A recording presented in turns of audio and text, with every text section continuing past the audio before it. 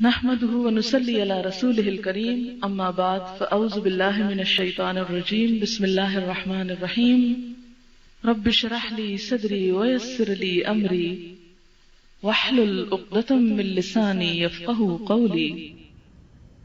یہ مہینہ جس کو کہیں شہر مبارک کہا گیا، شہر عظیم کہا گیا، شہر برکت کہا گیا، شہر الصبر کہا گیا، شہر المواسات کہا گیا، تو یہ مہینہ کوئی معمولی مہینہ نہیں۔ ہماری زندگیوں میں ایک بار پھر یہ لوٹ کر آ رہا ہے، ہمیں پھر ایک موقع مل رہا ہے۔ ہمیں نہیں معلوم کہ اگلے سال تک ہم اس دنیا میں ہوتے ہیں یا نہیں، تو نیکی اور رحمت اور برکت اور مغفرت سمیٹنے کا یہ وقت جو ہمارے قریب آ پہنچا ہے، اس سے بھرپور فائدہ حاصل کرنے کے لیے ہمیں پوری طرح تیار ہو جانا چاہیے، تاکہ ہم ایک ایک لمحے سے، ایک ایک گھنٹے سے اور ایک ایک دن سے پورا فائدہ اٹھا سکیں۔ رمضان المبارک کے جہاں اور بہت سے خصائص ہیں، وہاں اس کی سب سے بڑی خصوصیت جس کا قرآن پاک میں ذکر کیا گیا، شہر رمضان الذی انزل فیہ القرآن، رمضان وہ مہینہ ہے جس میں قرآن اتارا گیا ہے۔ اور رمضان کی خاص رات میں انا انزلناہ فی لیلۃ القدر، ہم نے اس کو قدر والی بابرکت رات میں یعنی لیلۃ القدر میں نازل کیا۔ وما ادراک ما لیلۃ القدر، اور تم کیا جانو کہ لیلۃ القدر ہے کیا؟ لیلۃ القدر خیر من الف شہر، لیلۃ القدر 1000 مہینوں سے بہتر رات ہے۔ اس رات کو 1000 مہینوں سے بہتر کیوں قرار دیا گیا؟ ایک رات جو 1000 مہینوں سے بڑھ کر ہے، آخر کس وجہ سے؟ کبھی سوچا ہم نے؟ قرآن کی وجہ سے، کیونکہ اس میں قرآن نازل ہوا تھا۔ تو اگر ایک رات جس میں قرآن نازل ہوا اس قرآن کی برکت سے 1000 مہینوں سے زیادہ فضیلت رکھتی ہے، 1000 مہینوں سے بڑھ کر ہے، تو پھر وہ شخص اور وہ لوگ جو قرآن کے ساتھ تعلق قائم کریں، قرآن کو سیکھیں اور سکھائیں، قرآن کو اپنے سینوں میں اتاریں، قرآن کے ساتھ زندگی بسر کریں، قرآن کو اپنا رہنما بنائیں، قرآن کی روشنی میں اپنی زندگی گزارنے کے طریقے وضع کریں، پھر ان کی اہمیت اور ان کی عظمت اور ان کی عزت اللہ سبحانہ وتعالیٰ کے ہاں کیا ہو سکتی ہے۔ اگر ایک رات کو اتنی عزت اور برکت قرآن کی وجہ سے ملی تو یقیناً ہر وہ انسان جو اس کتاب کے ساتھ تعلق قائم کرے گا وہ بھی اللہ سبحانہ وتعالیٰ کی خاص رحمتوں اور برکتوں سے فیضیاب ہوگا۔ رمضان کے بارے میں نبی صلی اللہ علیہ وسلم نے یہ بھی فرمایا کہ رمضان کی پہلی رات شیاطین اور سرکش جن باندھ دیے جاتے ہیں۔ بہت سے لوگ کہتے ہیں کہ اچھا اگر وہ باندھ دیے جاتے ہیں اور اس کا مذاق بھی اڑاتے ہیں، اگرچہ حدیث رسول صلی اللہ علیہ وسلم کا مذاق اڑانا کسی مسلمان کا کام تو نہیں ہو سکتا، لیکن بعض اوقات ہم نادانی میں ایسی باتیں کر جاتے ہیں، تو پھر آخر یہ کیسے ہو جاتا ہے کہ پھر بھی ہم غلط کام کرتے ہیں؟ اگر ہم پھر بھی غلط کام کرتے ہیں تو اس کا مطلب پھر شیطان تو نہیں باندھا گیا؟ نہیں، بات یہ ہے کہ 11 مہینے شیطان کی شاگردی میں رہنے کے بعد ہمارے اندر شیطان کی تعلیم و تربیت کا اتنا اثر ہو جاتا ہے کہ ایک مہینہ وہ باندھ بھی دیا جائے تو اس کے بغیر بھی ہم بہت کچھ کر لیتے ہیں۔ لیکن نبی صلی اللہ علیہ وسلم کے الفاظ میں صداقت ہی صداقت ہے۔ آپ صلی اللہ علیہ وسلم اپنے دل کی باتیں نہیں کہتے تھے، وَمَا يَنطِقُ عَنِ الْهَوَىٰ إِنْ هُوَ إِلَّا وَحْيٌ يُوحَىٰ، آپ اپنی خواہشات نفس سے بات نہیں کرتے تھے، آپ وہی بات کرتے تھے جو آپ کی طرف اللہ تعالیٰ کی طرف سے وحی کی جاتی تھی۔ تو اللہ تعالیٰ نے آپ کو یہ خوشخبری سنائی کہ اس مہینے میں انسانوں کو نیکی کا عام موقع دیا جاتا ہے، سرکش شیاطین کو باندھ دیا جاتا ہے کہ وہ انسانوں کو نہ بھٹکائیں، انسانوں کے لیے نیکی کا میدان ہموار کر دیا جاتا ہے، ان کے لیے مشکلیں آسان کر دی جاتی ہیں۔ رمضان گویا نیکیوں کا موسم بہار ہے، جس سے موسم بہار میں پھول، ویسے تو پھولوں کے پودے سارا سال آپ لگا سکتے ہیں، اگے ہوئے ہوتے ہیں، پھول بھی نظر آتے ہیں، لیکن جو سما بہار میں نظر آتا ہے وہ عام دنوں میں نہیں ہوتا۔ تو بالکل اسی طرح نیکیاں تو انسان سارا سال ہی کچھ نہ کچھ کرتا رہتا ہے حسب توفیق، لیکن رمضان میں نیکیوں کا ایک ایسا خاص موسم ہوتا ہے ایک ایسی خاص اس کی طرف توجہ ہوتی ہے کہ ہر شخص کے لیے نیکی کرنا آسان ہو جاتا ہے، اس کے موقع عام ہوتے ہیں، اور چھوٹی چھوٹی نیکی کو بھی اللہ تعالیٰ بہت بڑی قدردانی عطا کرتے ہیں یا بہت بڑی قدر و قیمت عطا کرتے ہیں۔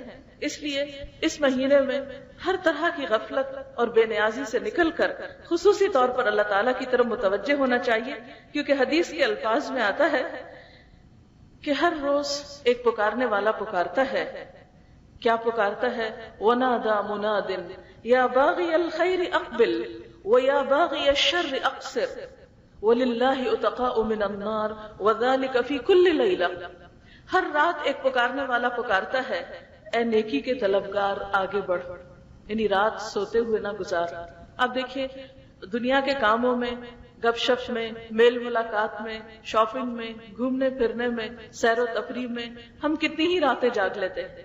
رات کو دیر تک جاگنا کچھ مشکل نہیں ہوتا، لیکن ہم میں سے کتنے ہی لوگ ہیں، ہم سب اپنا اپنا جائزہ لیں، ہم میں سے کتنے ہیں کہ جو اپنی رات کے کسی حصے کو اللہ تعالیٰ کے لیے خاص کریں۔ چلے اگر سارا سال ہمارے لیے مشکل ہوتی ہے تو خصوصی طور پر رمضان میں، جبکہ ایک نفل فرض کے برابر اور ایک فرض 70 فرض کے برابر ہو جاتا ہے، ہر عمل کا کئی گنا زیادہ بڑا اجر ملتا ہے، اس میں رات کے لیے، رات میں ایک عبادت یعنی خاص طور پر قیام اللیل کے لیے تراویح کی نماز یا تہجد کی نماز یا نوافل، جو بھی اللہ تعالیٰ ہمیں توفیق دے، اس کے لیے اپنے آپ کو ذہنی طور پر تیار کریں۔ اور خاص طور پر جو وہ پکارنے والا پکارتا ہے، اے نیکیوں کے طلبگار، یعنی ہم سب کہتے ہیں کہ ہمیں نیکی کا شوق ہے، ہم چاہتے ہیں کہ ہم نیکی کریں، ہم سب کا یہ دعویٰ ہے، ہم سب کہتے ہیں ہمیں نیکی سے بہت محبت ہے، لیکن جو بھی نیکی سے محبت رکھتا ہے، جو بھی نیکی کا شوق رکھتا ہے، ان سب کے لیے کیا کہا جا رہا ہے؟ یا باغی الخیر اقبل، اے نیکیوں کے طلبگار آگے بڑھو، موقع ہے، قدردانی کی جائے گی، قبولیت ہوگی۔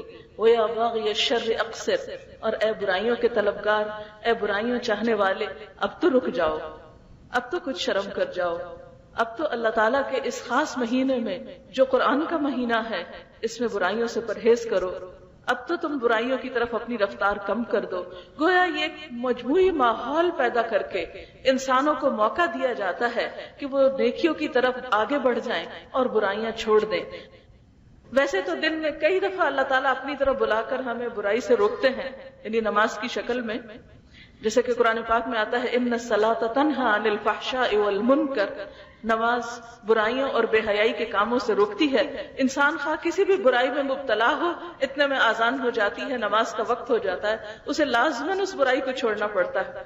اور اگر نماز میں بہت خشوع خضوع نہ بھی ہو، بہت زیادہ عبادت کی کیفیت نہ بھی ہو، تو ایٹ لیسٹ اتنا تو ہوتا ہے نا کہ جتنی دیر میں ایک انسان وضو کرتا ہے، نماز کے لیے جاتا ہے، نماز کے لیے کھڑا ہوتا ہے، اتنی دیر تک کوئی برا کام تو نہیں کر رہا ہوتا، کوئی جھوٹ نہیں بول رہا ہوتا، کوئی غیبت نہیں کر رہا ہوتا، کوئی چغلی نہیں کر رہا ہوتا، کسی کے بارے میں برا نہیں سوچتا، ایٹ لیسٹ اتنی دیر تو انسان برائی سے بچتا ہے۔ تو ہر دن اللہ تعالیٰ 5 بار ہمیں برائی سے نکالنے کے لیے ہمیں نماز کا حکم دیتے ہیں اور ہمیں نماز کی طرف بلاتے ہیں۔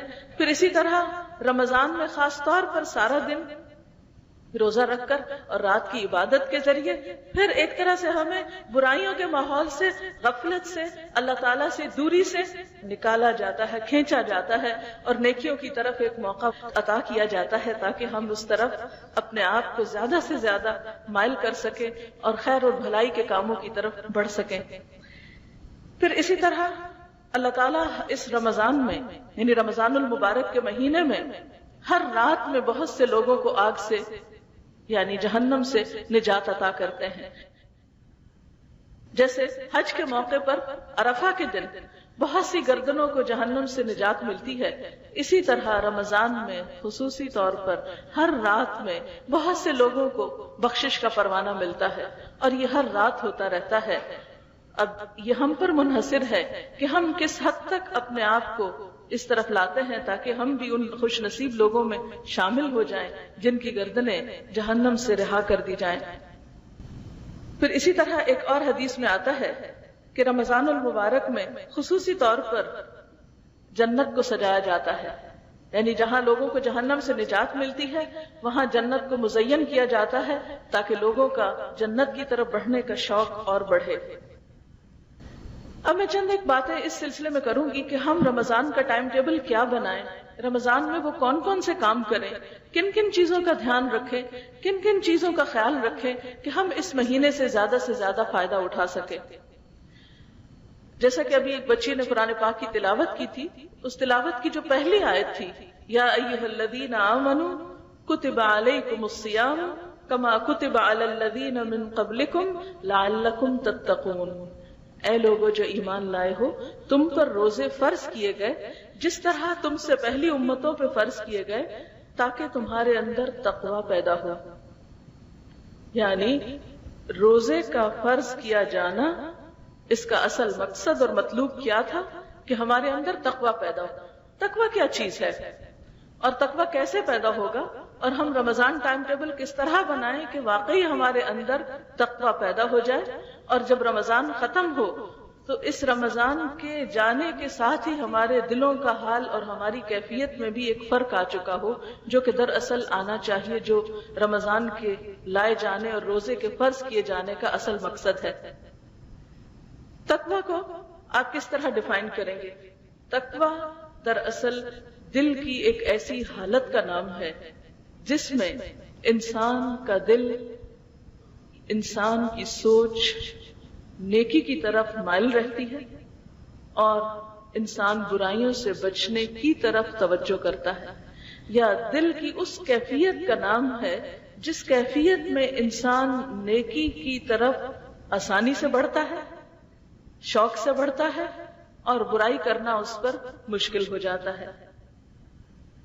یا پھر تقویٰ ایک ایسی کیفیت کا نام ہے جس میں انسان کے اندر اللہ تعالیٰ کا ایک خاص احساس، اللہ تعالیٰ کی ایک خاص محبت، اللہ تعالیٰ سے ایک خاص تعلق پیدا ہوتا ہے، اور انسان کو اللہ تعالیٰ کے سوا باقی دوسری سب چیزیں سیکنڈری نظر آتی ہیں۔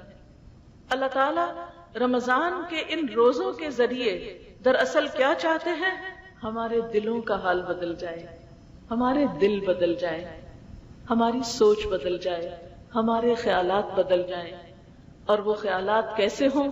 اچھے خیالات ہوں، تعمیری خیالات ہوں، پازیٹیو تھنکنگ ہو، مثبت سوچ ہو، وہ سوچ جو ہمیں زیادہ سے زیادہ اچھے کاموں کی طرف مائل کرے اور ہمیں برے کاموں سے بچنے میں مدد دے۔ ہم سب جانتے ہیں کہ نیکی اپنا ایک اثر رکھتی ہے اور برائی کا بھی ایک اثر ہوتا ہے۔ یہ نہیں ہوتا کہ آپ نیکی کریں اور اس کا نتیجہ برا نکلے، اور یہ بھی نہیں ہوا کرتا کہ آپ برائی کریں اور اس کا رزلٹ اچھا ہے۔ یہ ممکن نہیں، پاسبل نہیں۔ جیسے یہ ممکن نہیں کہ آپ گندم کا بیج ڈالیں اور اس میں سے چنے نکلیں، یا آپ چاول بوئیں اور اس میں سے انگور نکلیں، یہ تو نہیں ہوتا نا۔ کیا ہوتا ہے؟ جو آپ بیج ڈالتے ہیں، جس چیز کو آپ بوتے ہیں وہی کاٹتے ہیں، جو فصل آپ لگاتے ہیں وہی آپ کے سامنے آتی۔ تو اس دنیا میں ہم جو کچھ بھی کرتے ہیں، آج اس زندگی میں جیسے بیج ڈالیں گے، کل قیامت کے دن ویسی فصل کاٹیں گے۔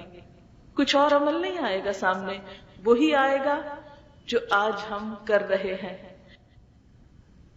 لہٰذا یہ بات بے حد ضروری ہے میرے لیے اور آپ سب کے لیے کہ ہم اس دنیا میں رہتے ہوئے اپنی صلاحیتوں، اپنی طاقتوں، اپنی سوچوں، اپنے عمل کی قوت، ان تمام چیزوں کو ایک ایسے مثبت پازیٹیو راستے پر لگائیں کہ جس سے ہم یہ زندگی بھی بھرپور طریقے سے گزاریں، اللہ تعالیٰ کی دی ہوئی نعمتوں کو اچھے سے اچھے طریقے سے استعمال کریں، اور پھر کل قیامت کے دن جب اللہ کے حضور حاضر ہو، اور یہ تو میرا اور آپ کا سب کا یقین ہے، سب کا ایمان ہے کہ ہمیں ایک دن قیامت کے دن اللہ کے حضور حاضر ہونا ہے، اس کے پاس کھڑے ہونا ہے، اپنی نعمتوں کا حساب دینا ہے، جیسے کہ قرآن پاک میں آتا ہے وَلَتُسْأَلُنَّ يَوْمَئِذٍ عَنِ النَّعِيمِ، کہ اس دن تم سے نعمتوں کے بارے میں ضرور سوال کیا جائے گا، ضرور پوچھا جائے گا کہ ان کو پا کر تم نے کیا کیا۔ تو گویا رمضان المبارک ایک ایسا مہینہ ہے، ایک ایسا وقت آ رہا ہے جو ہر لحاظ سے آپ کو مدد دے گا کیا بننے میں؟ ایک پازیٹیو انسان بننے میں، ایک مثبت انسان بننے میں، ایک اچھے کام کرنے، یعنی غم، خوف، پریشانی، بے قراری، اضطراری کیفیت، یہ ساری چیزیں انسان کی صلاحیتوں کو ختم کر دیتی ہیں۔ بعض کام انسان اس زندگی میں ایسے کرتا ہے، مثلاً کوئی غلط کام کرتا ہے، جیسے جھوٹ بولتا ہے کوئی انسان، وہ سمجھتا ہے کہ جھوٹ بولنا برا ہے۔ کسی کو دکھ دیتا ہے، تانا دیتا ہے، وہ سمجھتا ہے کہ برا ہے، اس کا ضمیر اس کو ملامت کرتا ہے۔ لیکن عام طور پر ہوتا کیا ہے کہ کسی برائی کو برا سمجھنے کے باوجود ہم اس کو چھوڑ نہیں پاتے۔ اب آپ دیکھیے کہ جب کوئی شخص جھوٹ بولتا ہے تو ضرور اس کے دل پہ ایک سیاہ داغ لگتا ہے، اس کے دل کے اندر ایک بے چینی کی کیفیت پیدا ہوتی ہے، ایک بے سکونی آتی ہے، نتیجتاً ایک خوف بھی پیدا ہوتا ہے کہ اگر میرا یہ جھوٹ کھل گیا تو پھر کیا ہوگا۔ اسی طرح جب انسان کسی کو برا بھلا کہتا ہے، جواباً دوسرا شخص اس کو برا بھلا کہتا ہے، تعلقات خراب ہوتے ہیں۔ تو وہ کون انسان ہے کہ جو تعلقات کی خرابی کے بعد خوشی محسوس کرے، خواہ وہ تعلق بہن بھائی کا ہو یا شوہر بیوی کا ہو یا دوستوں کے درمیان ہو یا کسی بھی انسان کے ساتھ، کیونکہ ساری مخلوق اللہ کا کنبہ ہے۔ انسان خواہ کوئی مسلمان ہو یا غیر مسلم ہو، سب انسان ہیں۔ کسی بھی انسان کے ساتھ جس کے ساتھ آپ کا رہن سہن ہے، آپ کا میل ملاپ ہے، آپ کے تعلقات ہیں، اگر آپ اس کے ساتھ اچھی طرح معاملہ نہیں کر رہے تو کبھی ہو نہیں سکتا کہ آپ اس دنیا میں خوش رہ سکیں۔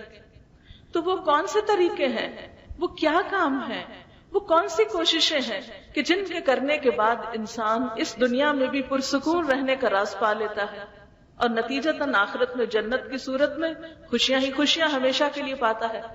ہم سب کا امتحان دراصل یہ ہے کہ ہم اس دنیا میں پروو کریں کہ ہم بے ضرر انسان ہیں، ہم پرامن انسان ہیں، ہماری زبان اور ہاتھ سے کسی کو تکلیف نہ پہنچے۔ نبی صلی اللہ علیہ وسلم نے مسلمان کی ڈیفینیشن کیا بتائی؟ المسلم، آپ سب جانتے ہیں، کسی سے بھی چھپا ہوا نہیں، المسلم من سلم المسلمون من لسانہ ویدہ، مسلمان وہ ہے جس کے ہاتھ اور زبان سے دوسرے مسلمان محفوظ رہیں، کسی کو دکھ نہ پہنچے، کسی کو اذیت نہ ہو۔ کیوں؟ ایسا نہیں کہ کسی کو اذیت دینے سے ہم اس کو کوئی فائدہ دے رہے ہیں۔ یاد رکھیے، کسی کو جب ہم خوش کرتے ہیں تو وہ ہماری اپنی خوشی کا ذریعہ بنتا ہے۔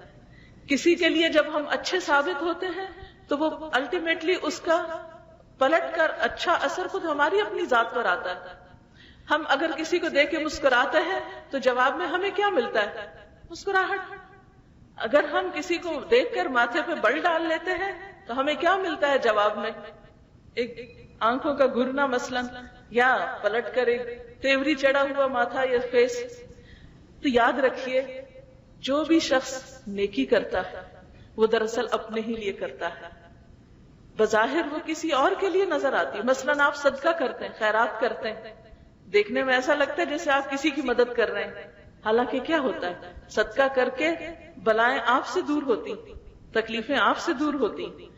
آپ آج کسی کا بھلا کر رہے ہیں، اللہ تعالیٰ کل کسی اور کے ذریعے آپ کا بھلا کروائے گا، آپ سے مشکلات اور تکلیفیں اور پریشانیاں دور فرمائے گا۔ اس لیے ہم سب کو ایک بات اچھی طرح یاد رکھنی چاہیے کہ نیکی ہم سب کی ضرورت ہے، گناہ ہم سب کے لیے نقصان دہ ہے، لیکن وہ کیا طریقہ ہو، وہ کیا چیز ہو کہ جس سے ہم نیکی کرنے پر قادر ہو جائیں، نیکی کرنا ہمارے لیے آسان ہو جائے اور برائی کرنا ہمارے لیے مشکل ہو جائے۔ یہ چیز ہم عملاً صحابہ کرام کی زندگیوں میں دیکھتے ہیں، لیکن اپنے آپ کو ہم یہ کہہ کے ایکسکیوز دے لیتے ہیں، ہم کیا کریں، ہم تو عام سے انسان ہیں، گناہ گار انسان ہیں۔ کہ اللہ تعالیٰ نے ہمیں گناہ گار انسان بننے کے لیے تو پیدا نہیں کیا، ہم کیوں اپنے آپ کو ایکسکیوز دے رہے ہیں؟ ٹھیک ہے، گناہوں کا اعتراف ہونا چاہیے، لیکن گناہوں پر اصرار نہیں ہونا چاہیے۔ گناہ کا اعتراف تو اچھا ہے، لیکن گناہ پر اصرار نقصان دہ ہے۔ تو یہ رمضان کا مہینہ جو ہم پر آ رہا ہے، یہ دراصل اس لیے آ رہا ہے لعلکم تتقون، تاکہ تمہارے اندر تقوی پیدا ہو، تمہارے اندر ایک ایسی مضبوط سوچ پیدا ہو کہ جس کو یا تمہارے دل کے اندر ایسے احساسات جنم لیں، گناہوں کے بوجھ سے تم آزاد ہو، تم اللہ تعالیٰ کے قریب ہو، نیکی کر کے تمہیں خوشی ہونے لگے۔ یہ سب احساسات پیدا کرنے کے لیے روزہ بہترین مددگار ہے، اور رمضان اسی لیے آ رہا ہے کہ ہماری نیکی کرنے کی ایک مضبوط بہترین سوچ ہمارے اندر جنم لے تاکہ ہم واقعی نیکی کر سکیں، ہم اپنی کمزوریوں سے نکل سکیں، ہم اپنے نفس کے ہاتھوں جو خود ہی مجبور ہو جاتے ہیں نا غلط کام کرنے کے لیے، ہم اپنے آپ کو ہی راضی نہیں کر پاتے، اپنے آپ کو ہی منا نہیں پاتے، تو دراصل روزہ ہمیں ایک اسٹرینتھ عطا کرتا ہے، ایک اتنی قوت دیتا ہے کہ ہم اپنے ان تمام برائیوں سے جن میں ہم کسی نہ کسی طرح مبتلا ہو جاتے ہیں ان سے نکلنے میں مددگار ہوتا ہے۔ یہ کیسے ہوتا ہے؟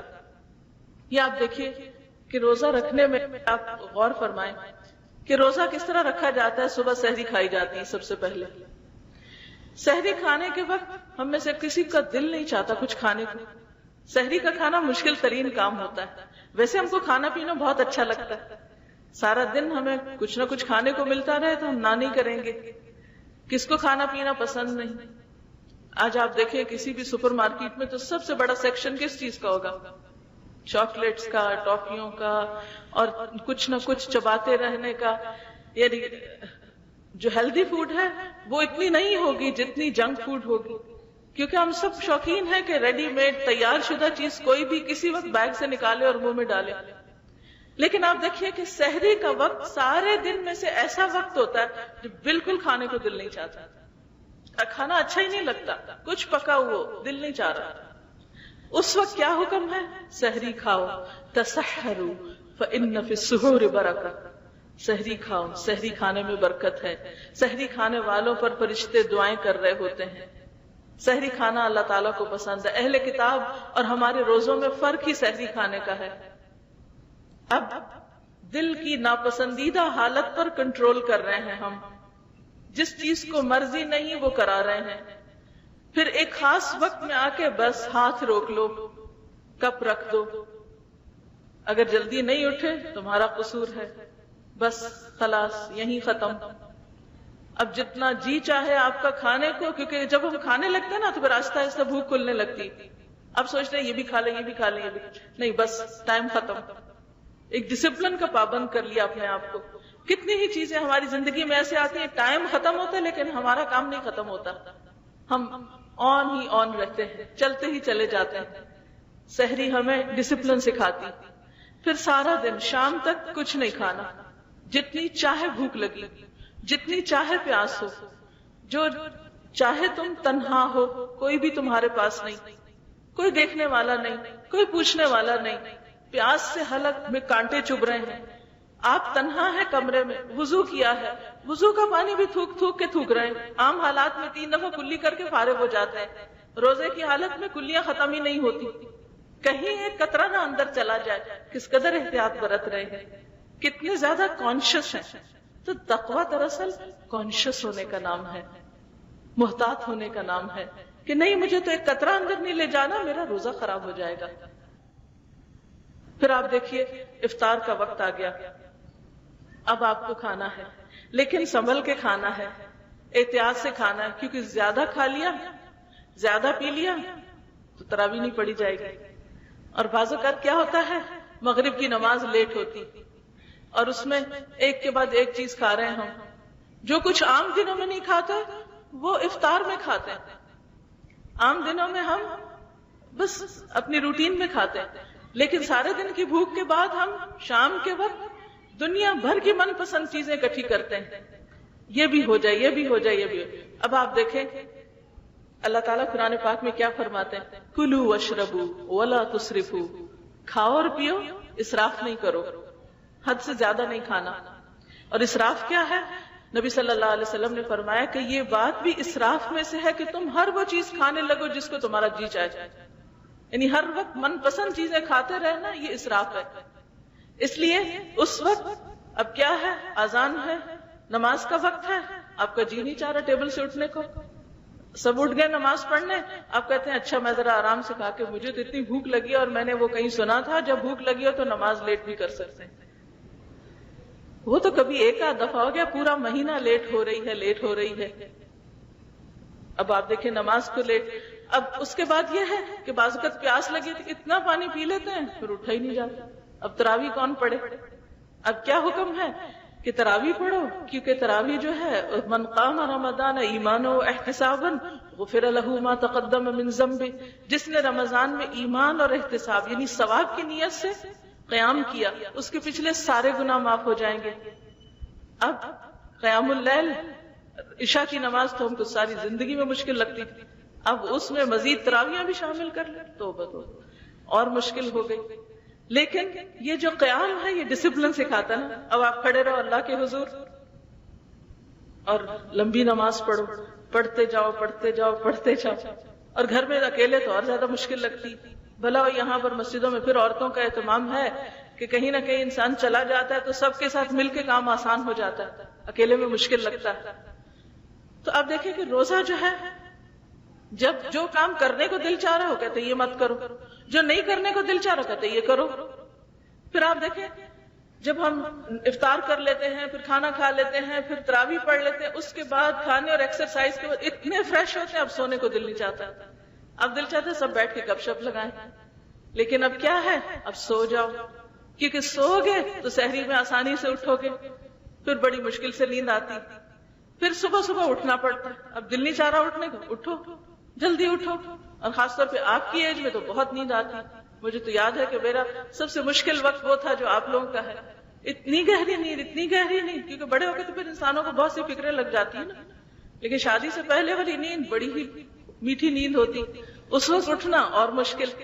لیکن جو نوجوان اس عمر میں نیند پہ قابو پا لے، بھوک پہ قابو پا لے، خواہشات پہ قابو پا لے، پھر وہ ایسے سیلف ڈسپلن کو اختیار کرتے ہیں، اتنے وہ پھر ٹیون ہو جاتے ہیں، وہ اپنے نفس پر ایسا قابو رکھتے ہیں کہ دنیا کی کوئی طاقت ان کو پھسلا نہیں سکتی۔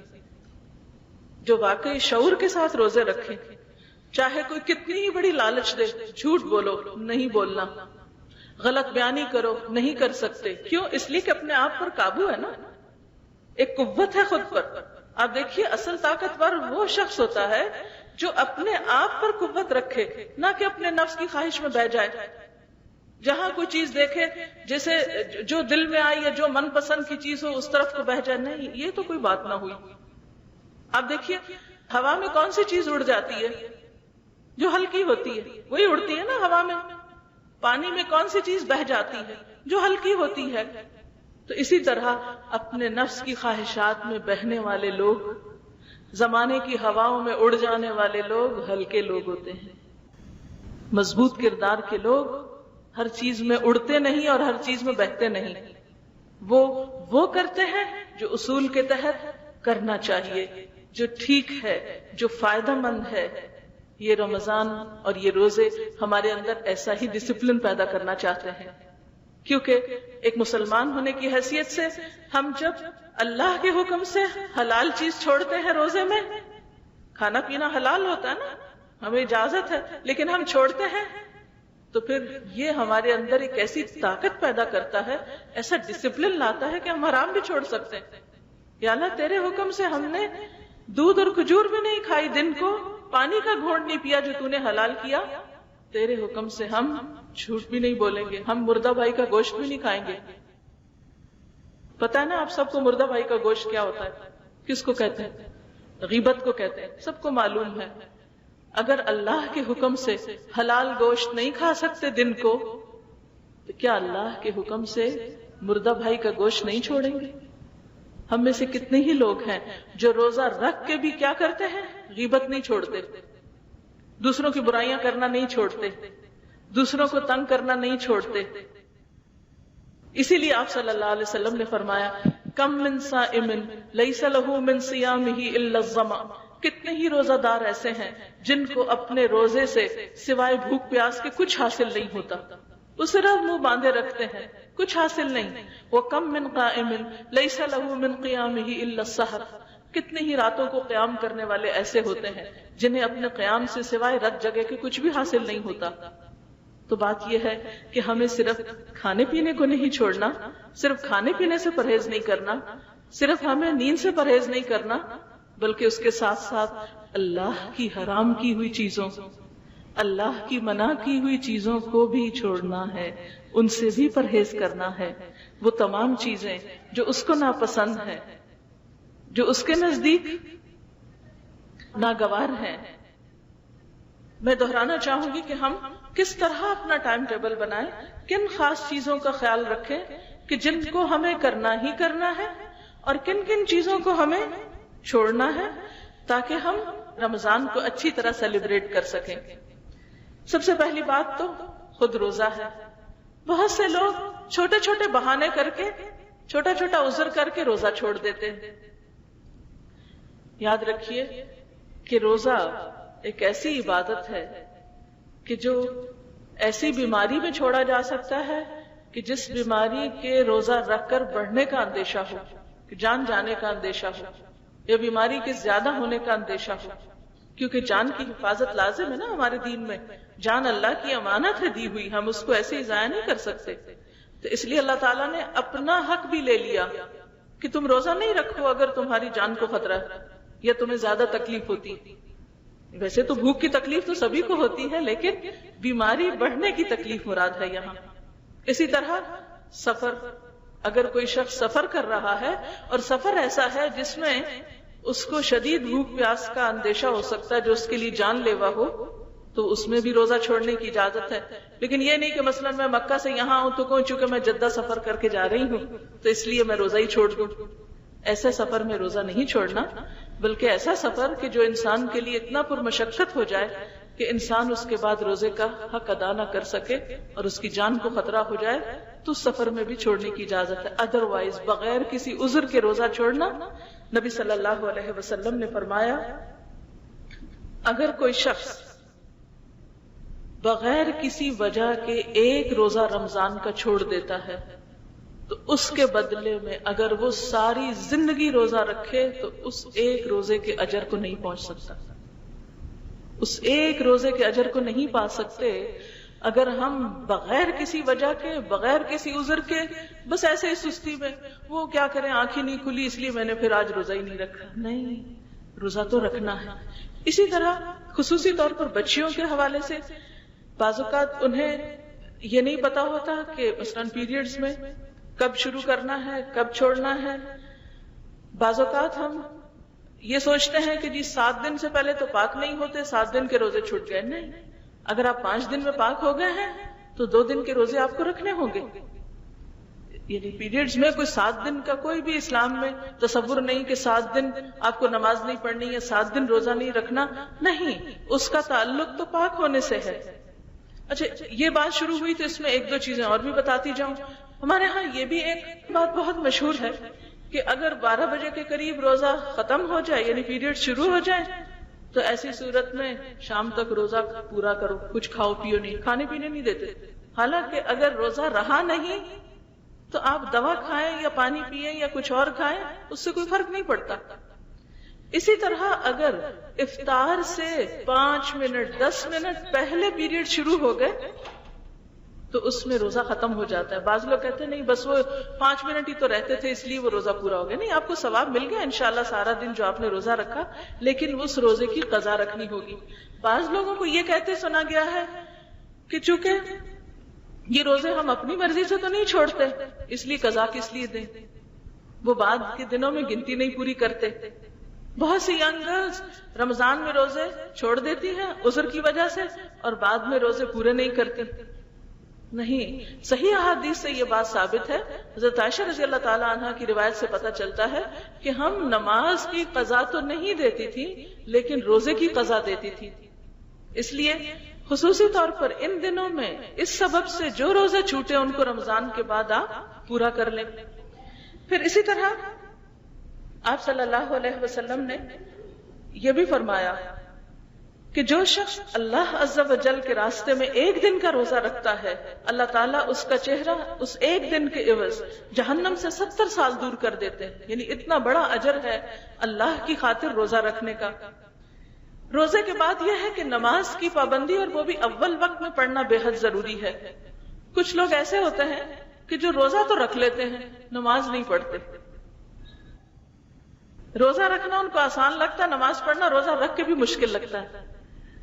تو نماز کے بارے میں تو آپ سب جانتے نا، اسلام اور کفر کے درمیان فرق کرنے والی چیز ہے، الگ الگ کر دیتی ہے.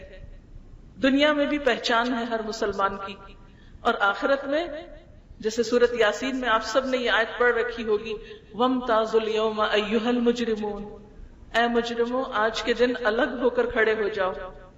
دنیا میں نماز اگر نہیں پڑھتے تھے تو نماز پڑھنے والے اور نہ پڑھنے والے قیامت کے دن اکٹھے نہیں ہو سکیں گے۔ قرآن پاک ہی کے ایک اور سورت میں آتا ہے، بے نماز لوگوں سے پوچھا جائے گا، مَا سَلَكَكُمْ فِي سَقَرَ، تمہیں جہنم میں کیا چیز لے گئی؟ قَالُوا لَمْ نَكُ مِنَ الْمُصَلِّينَ، وہ کہیں گے ہم نماز پڑھنے والوں میں سے نہ تھے۔ وَلَمْ نَكُ نُطْعِمُ الْمِسْكِينَ، اور ہم مسکین کو کھانا نہیں کھلاتے تھے۔ وَكُنَّا نَخُوضُ مَعَ الْخَائِضِينَ، اور ہم بحثیں کرنے والوں کے ساتھ مل کے بحثیں کرتے تھے۔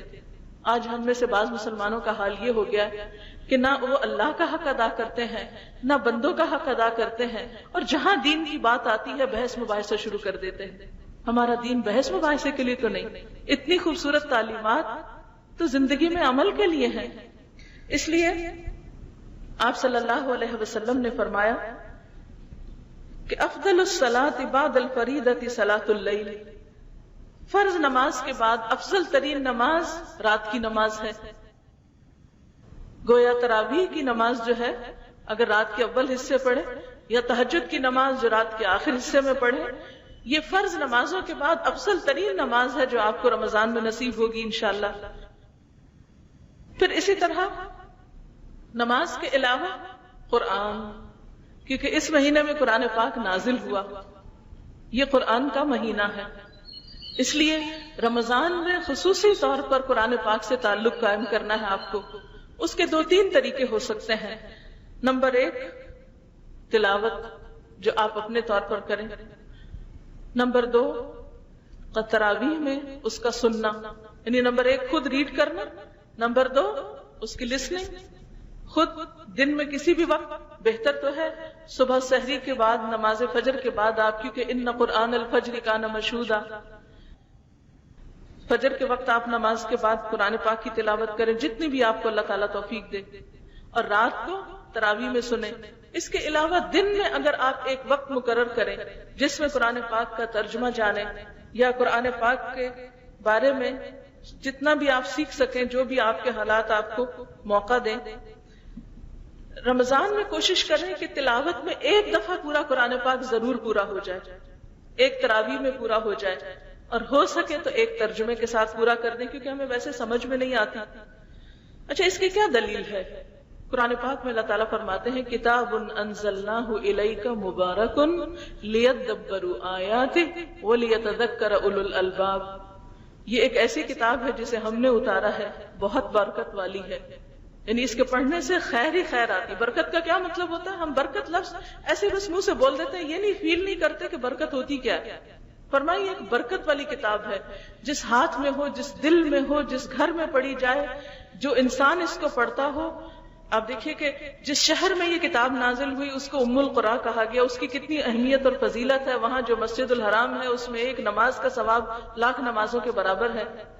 جس نبی صلی اللہ علیہ وسلم پر نازل ہوئی وہ تمام انبیاء کے سردار ہیں، جو فرشتے اس کو لے کر آئے جبریل امین تمام فرشتوں کے سردار ہیں۔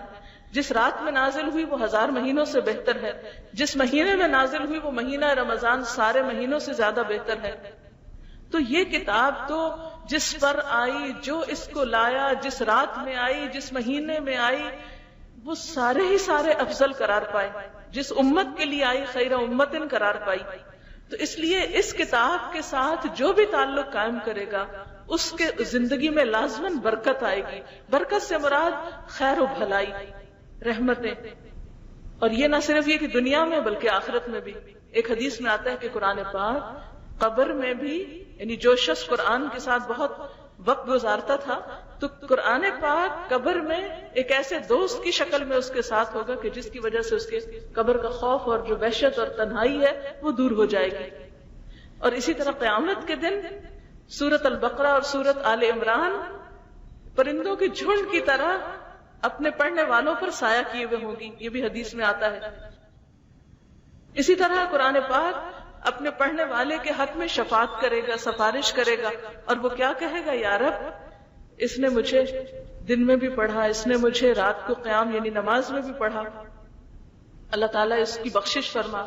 پھر جو شخص اس کو حفظ کر لیتا ہے اس کے والدین کو بھی ایسے تاج پہنائے جائیں گے کہ جس کی روشنی سورج کی روشنی سے بھی زیادہ بہترین ہوگی. اسی طرح یہ ہے کہ اس کو حق دیا جائے گا کہ وہ اوروں کی بھی شفاعت کر سکے.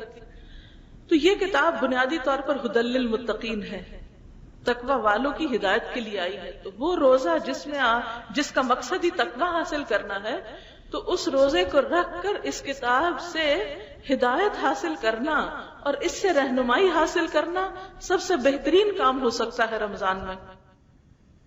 کتاب انزلناہ الیک مبارک لیدبروا آیاتہ، ایک ایسی کتاب جسے ہم نے اتارا ہے بہت بابرکت ہے تاکہ لوگ اس کی آیتوں میں غور و فکر کریں. ولیتذکر اولو الالباب، اور تاکہ عقل والے اس سے نصیحت حاصل کریں.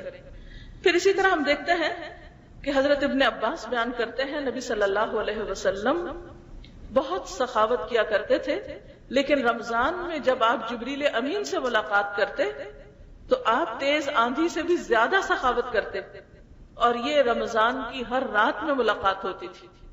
اور آپ صلی اللہ علیہ وسلم رمضان میں پورے قرآن پاک کی جو اس وقت تک نازل ہوتا جبریل امین کے ساتھ دہرائی کیا کرتے تھے. اس کو دور کہتے ہیں، دورہ قرآن کرتے تھے. اور آخری سال جو آپ کی زندگی کا تھا اس میں آپ نے یہ 2 دفعہ کیا، 2 مرتبہ آپ نے پورے قرآن پاک کی دہرائی کی.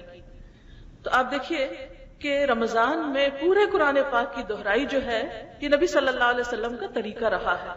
اس لیے ہمیں بھی کسی نہ کسی طرح تلاوت ہو، تراویح ہو اور سمجھ کے پڑھنا، ہدی للمتقین کا کام، یہ کوشش کریں کہ رمضان میں 1 دفعہ مکمل ہو جائے.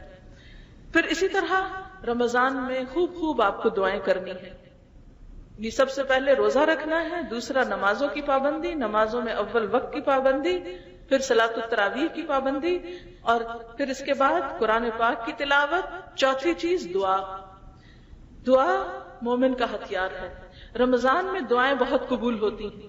سحری کے وقت دعائیں قبول ہوتی ہیں. آپ کو معلوم ہے نا، رات کے آخری حصے میں اللہ تعالیٰ آسمان دنیا پر آ جاتے ہیں اور بندوں کو پکارتے ہیں، اور بندوں کے خصوصی طور پر گناہ معاف ہوتے ہیں. اور مومن بندوں کی صفت کیا بتائی گئی ہے؟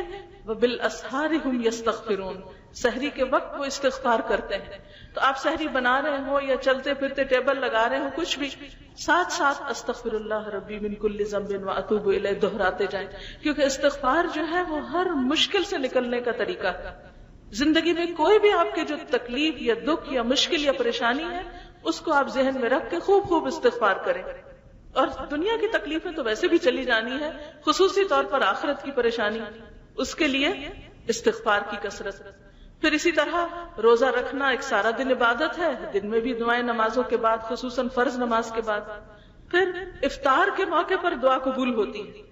افطاری کے وقت عموماً گھر میں ہلا گلا ہوتا ہے، سب لاؤ ادھر، کیا ٹیبل نہیں لگا، وہ نہیں چیز بنی، کتنی دیر رہ گئی، اب دیکھو کیا وقت ہو گیا، ایک شور شرابہ ہنگامہ ہوتا ہے. تو اس کے لیے کیا کریں؟ 5-10 منٹ پہلے کام شروع کر دیں. آخری 10 منٹ جو ہے یا 5 منٹ سب گھر والے بیٹھ جائیں، آرام سے سکون سے دعائیں کریں، اللہ کا ذکر کریں، اور سکون اور وقار کے ساتھ روزہ افطار کریں. کیونکہ روزہ دار جب روزہ کھول رہا ہوتا ہے تو اس وقت کی دعا رد نہیں ہوتی. اس وقت خوب اپنی دنیا اور آخرت اور تمام مسلمانوں کی بھلائی کے لیے دعائیں کریں. پھر اسی طرح یہ ہے رات کو تراویح کے درمیان بھی آپ دعا کریں، پھر صبح اٹھ کے پھر دعائیں کریں.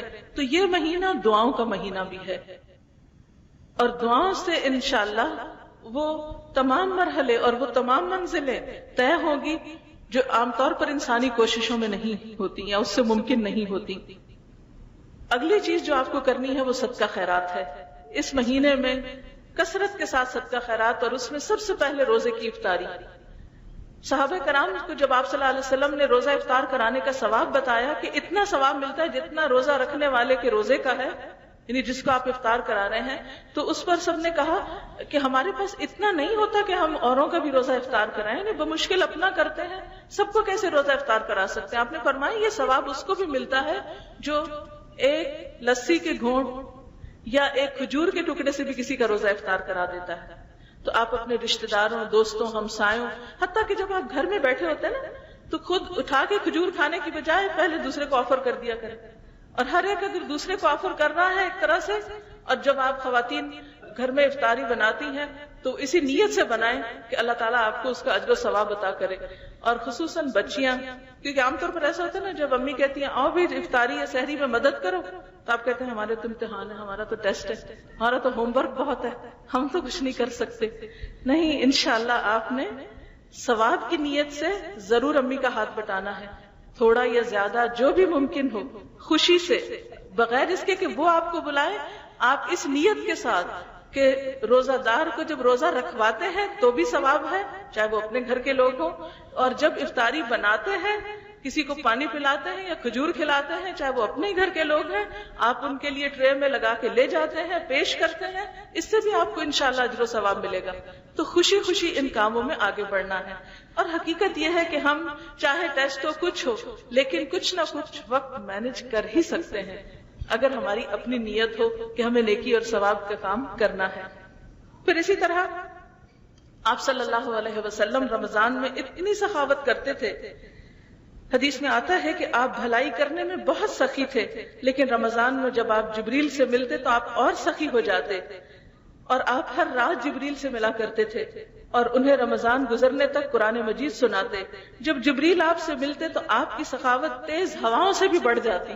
اب تیز ہوا جب چلتی ہے تو ہر چیز اڑا کے لے جاتی ہے، گویا آپ ہر چیز میں صدقہ کرتے. اور دوسرے یہ کہ جب تیز ہوا چلتی ہے تو گھر کے گوشے گوشے میں گھس جاتی ہے نا.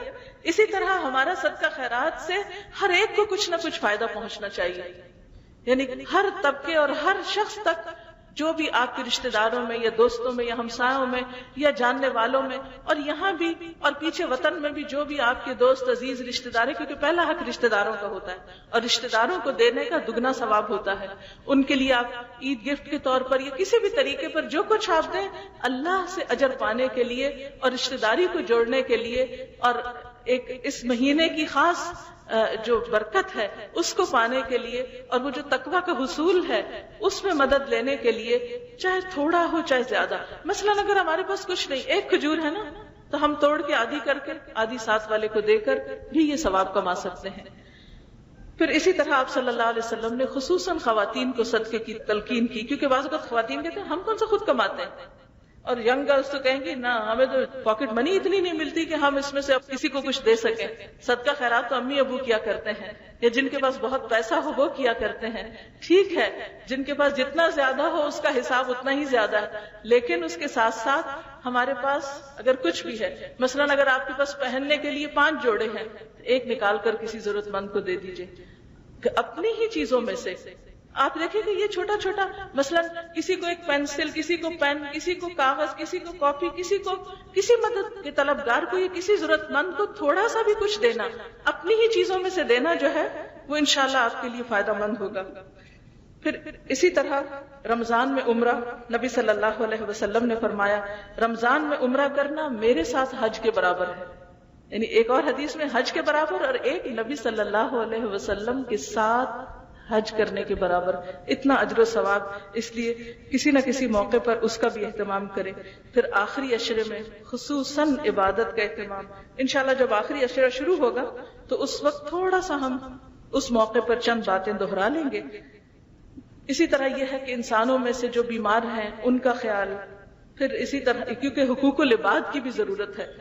پھر اسی طرح اگر آپ کا کوئی خدمتگار ہے تو اس کے کام میں کمی، کیونکہ بعض اوقات ایسا ہوتا ہے نا، گھر میں کوئی سرونٹس وغیرہ ہوتے ہیں، ان کو ہم کہتے ہیں لاسٹ مومنٹ پہ گرم پراٹھا لا کر دو، وہ بیچارے تو پراٹھا بنانے میں لگے رہتے ہیں اور ان کی سحری رہ جاتی ہے. تو اس لیے ان کے کام میں کمی کرنے کے بارے میں نبی صلی اللہ علیہ وسلم نے فرمایا جو اس مہینے میں اپنے غلام سے کم کام لے گا اللہ تعالیٰ اس کو بخش دے گا اور جہنم سے آزاد کرے گا. یعنی ان کے اوپر مشقت کی، کہ بعض جیسے ورکرز باہر دھوپ میں کام کر رہے ہوتے ہیں، کھیتوں میں کام کر رہے ہوتے ہیں، یا بڑے بڑے مشقت والے کام کر رہے ہوتے ہیں، تو ان کے کاموں کے آورز میں یا کام کی شدت میں روزے کی خاطر کچھ نہ کچھ کمی کر لینا جو ہے یہ بھی اجر و ثواب کا باعث ہے. اور پھر خصوصاً جو محروم طبقات ہیں ان کا خیال رکھنا، ہمسایوں کا خیال رکھنا آپ نے. پھر اسی طرح صرف روزہ رکھنا ہی نہیں بلکہ اور صرف جھوٹ سے ہی نہیں بچنا، غیبت سے ہی نہیں بچنا، بلکہ لغو باتوں سے بھی پرہیز کرنا ہے. لغو باتیں کیا ہوتی ہیں؟ جس بیکار کی گپ شپ جس کا کوئی مقصد نہیں ہوتا، کوئی اس کو چھیڑنا، کوئی اس کا مذاق اڑانا، کوئی راہ چلتے کو کوئی بات کرنا. قرآن پاک میں اللہ تعالیٰ کامیاب مومنوں کی صفت بیان کرتے ہیں، والذین هم عن اللغو معرضون. وہ کامیاب ہونے والے کون ہیں؟ جو لغو، بیکار، بیہودہ باتوں سے پرہیز کرتے ہیں. وَإِذَا مَرُّوا بِاللَّغْوِ مَرُّوا كِرَامًا.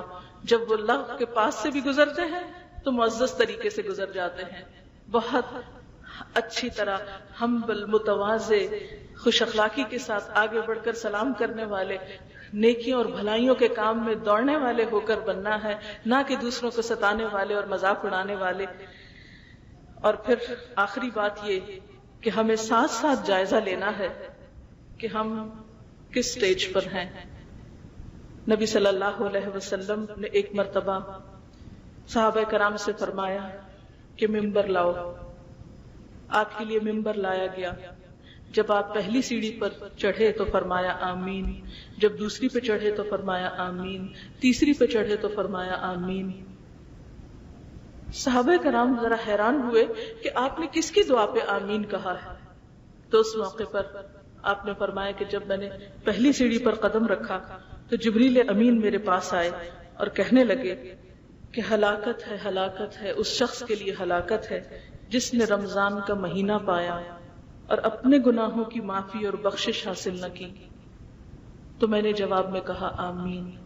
یعنی اتنی رحمتیں اور برکتیں، اور پھر ابتدا میں بھی برکت، لیکن آخری راتیں اور پھر اس میں لیلۃ القدر کی تلاش اور پھر آخری عشرے کا اعتکاف، نیکی کے بے شمار مواقع. ان سارے مواقع کو جس نے گنوا دیا اور بخشش حاصل نہ کر پایا اس کے لیے پھر ہلاکت. تو آپ نے کیا فرمایا آمین. اور دوسرے وہ شخص جس نے بڑھاپے میں اپنے ماں باپ دونوں یا کسی ایک کو پایا اور پھر ان کی خدمت کر کے جنت حاصل نہیں کی، اس کی بھی ہلاکت. تو جبریل نے جب یہ کہا تو آپ نے فرمایا آمین. اور تیسرے یہ کہ جس کے سامنے آپ صلی اللہ علیہ وسلم کا نام لیا جائے اور پھر وہ درود نہ پڑے. یعنی جب نبی صلی اللہ علیہ وسلم کا نام لیا جائے تو دل میں کیا کہنا چاہیے؟ صلی اللہ علیہ وسلم. تو وہ بھی خیر و بھلائی سے محروم ہو. تو آپ صلی اللہ علیہ وسلم نے فرمایا آمین. آپ سوچئے دعائیں جبریل کر رہے ہیں، آمین نبی صلی اللہ علیہ وسلم فرما رہے ہیں. قبولیت کس درجے کی ہوگی، کوئی شک نہیں اس میں. اس لیے ہمیں رمضان گزارنا ہے اور ساتھ ساتھ اس بات کا جائزہ لینا ہے کہ کتنے اچھے کاموں کا ہمارے اندر شوق پیدا ہو رہا ہے، انسانوں کی خدمت، مدد، اللہ کی عبادت کا جذبہ، اور کتنی برائیاں ہم چھوڑتے چلے جا رہے ہیں. یہ ہے رمضان میں کرنے کا کام، رمضان کا پیغام. اور انشاءاللہ تعالی آئندہ جو لیکچرز ہوں گے وہ کچھ اس طرح ہوں گے کہ آپ کو کچھ کرنے کے کام بتائے جائیں گے اور کچھ چھوڑنے کے کام بتائے جائیں گے. وہ ساتھ ساتھ تفصیلات چلتی رہیں گی. اللہ تعالی ہمیں بہترین کام کی توفیق دے اور یہ رمضان اس حال میں گزرے کہ واقعی ہم گناہوں سے پاک ہو جائیں، اللہ کی رحمت ہم کو ڈھانپ لے، ہماری گردن آگ سے آزاد ہو جائے اور ہمارے اندر مطلوبہ تقوی پیدا ہو جائے. دعا کر لیتے ہیں، ٹھیک ہے. سبحان اللہ والحمد للہ ولا الہ الا اللہ واللہ اکبر ولا حول ولا قوة الا باللہ العلی العظیم. اللہم صل علی محمد وعلى آل محمد كما صليت على إبراهيم وعلى آل إبراهيم إنك حميد مجيد. اللهم بارك على محمد وعلى آل محمد كما باركت على إبراهيم وعلى آل إبراهيم إنك حميد مجيد. ربنا آتنا في الدنيا حسنة وفي الآخرة حسنة وقنا عذاب النار. ربنا لا تزغ قلوبنا بعد إذ هديتنا وهب لنا من لدنك رحمة إنك أنت الوهاب. ربنا هب لنا من أزواجنا وذرياتنا قرة أعين واجعلنا للمتقين إماما. يا حي يا قيوم برحمتك نستغيث لا إله إلا أنت سبحانك إني كنت من الظالمين. اللهم إنا نسألك علما نافعا وعملا متقبلا ورزقا طيبا. اللهم انفعنا بما علمتنا وعلمنا ما ينفعنا وزدنا علما. اللهم اكفنا بحلالك عن حرامك وأغننا بفضلك عمن سواك. اللهم لا مانع لما أعطيت ولا معطي لما منعت ولا ينفع ذا الجد منك الجد. یا اللہ پاک، جو کچھ ہم نے پڑھا ہے سنا ہے اپنی رحمت سے قبول فرما. یا اللہ، جو بات تیری مرضی کے مطابق ہو ہمیں اس پر عمل کی توفیق عطا فرما. اگر ہماری زبان سے کوئی بھول چوک کر ایسی بات ہو گئی ہو جو آپ کو پسند نہ آئی ہو تو ہم سے درگزر فرما اور ہمارے دلوں کو ہدایت کی طرف موڑ دے.